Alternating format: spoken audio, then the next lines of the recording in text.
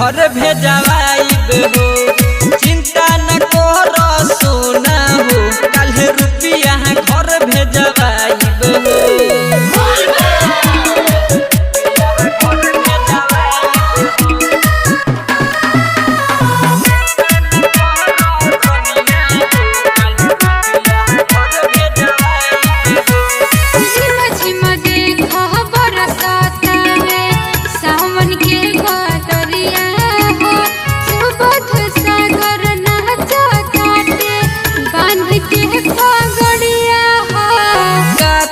कहीं रुचि का बोला बानी हमें मजबूर हो।